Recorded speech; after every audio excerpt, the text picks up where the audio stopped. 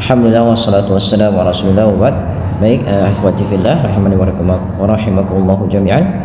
Insyaallah pada kali ini kita akan lanjutkan lagi belajar mengaji Quran surah Al-Baqarah. Kali ini insyaallah kita akan membahas beberapa hukum tajwid yang ada pada surah Al-Baqarah ayat 140 sampai dengan 150.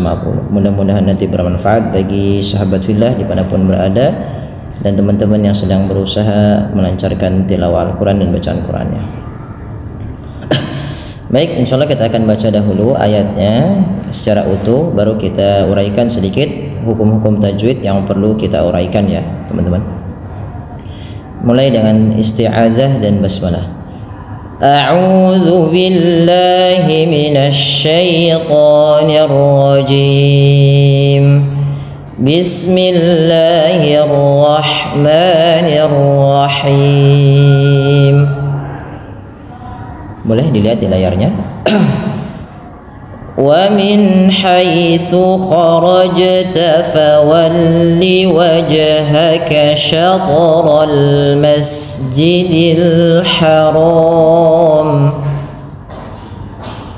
wa innahu lal haqq min rabbik wa ma Allahu bighafilin amma ta'malun.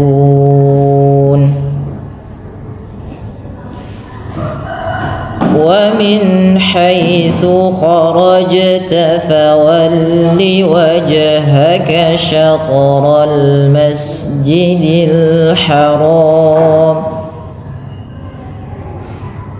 wa haitsu ma kuntum fawallu wujuhakum syatrahu li'alla yakuna linnasi 'alaikum hujjah li'alla yakuna linnasi 'alaikum hujjatun illa alladhina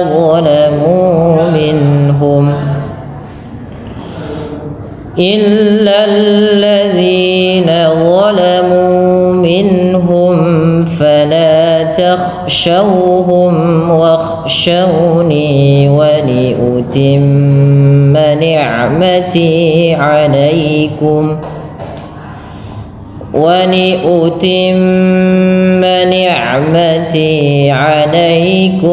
wa la'allakum tahtadun. Baik, ikhwati fillah, kita lihat pada bacaan wa min haitsu kharajta fawalli. Jelaskan pada bunyi bacaan suara nun yang terdapat pada lafal wa min haitsu, karena di sini ada nun sukun yang bertemu dengan huruf ha ya. Ha termasuk salah satu huruf halqi, yaitu huruf yang kita keluarkan daripada tenggorokan kita, yang dimana huruf halqi ini terbagi menjadi 3 tempat ya teman-teman. Yang pertama adnal halqi, yang kedua yang paling bawah aqsal halqi, wasatul halq, dan yang ketiga adalah adnal halqi. Nah, ha termasuk huruf yang ada pada wasatul halq, maka huruf ha di tengah-tengah tenggorokan kita. Wa min haitsu ya. Wa min haitsu. Jelas, dan tidak boleh ditahan suara bunyi nunnya karena dia izhar. Yang dimana di sini izhar artinya jelas. Wa min haitsu. Fa hati-hati dalam pelafalannya agar tidak terbaca dengan haitsu, tapi dia tha. Bagaimana melafalkan huruf tha ini? Yang pertama adalah ujung lidah kita menempelkan dengan gigi seri 2 ini. Tha. Yang dimana tha itu termasuk salah satu huruf hamas.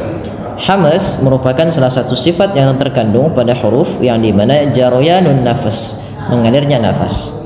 Dan tha termasuk salah satu huruf yaitu rikhwah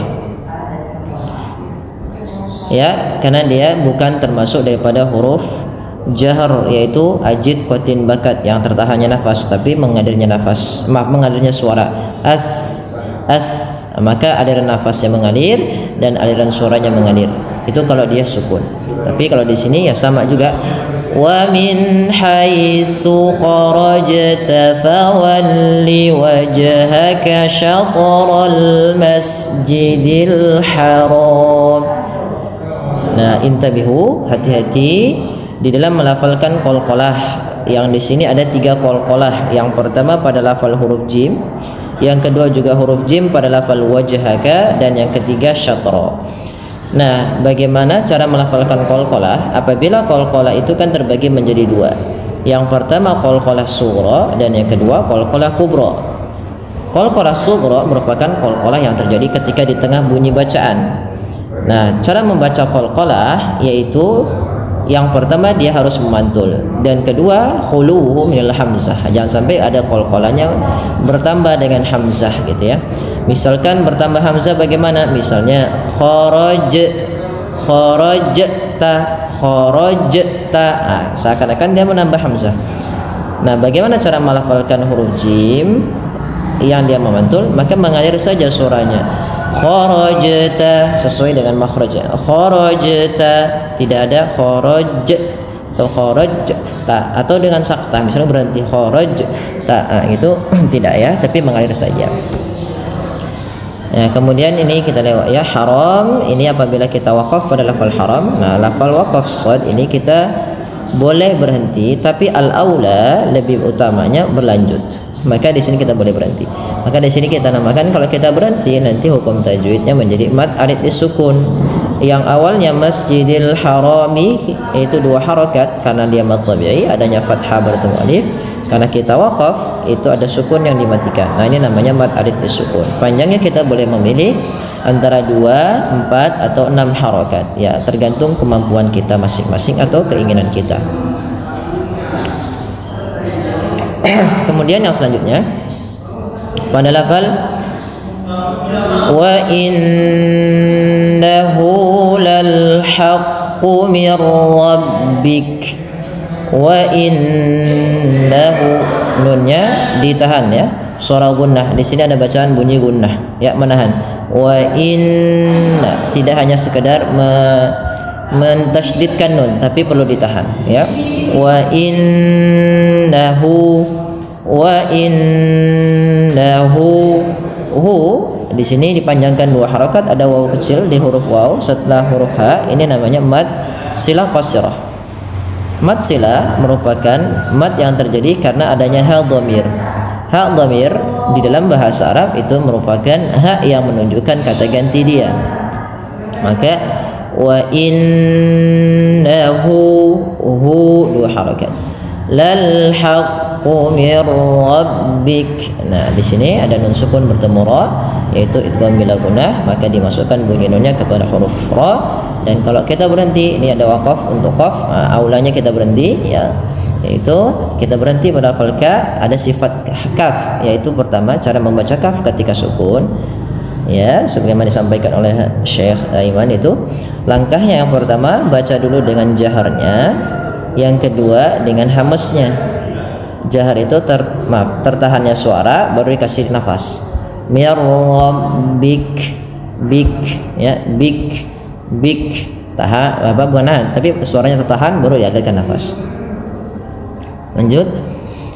Wa ma Allahu bighafilin amma ta'malun.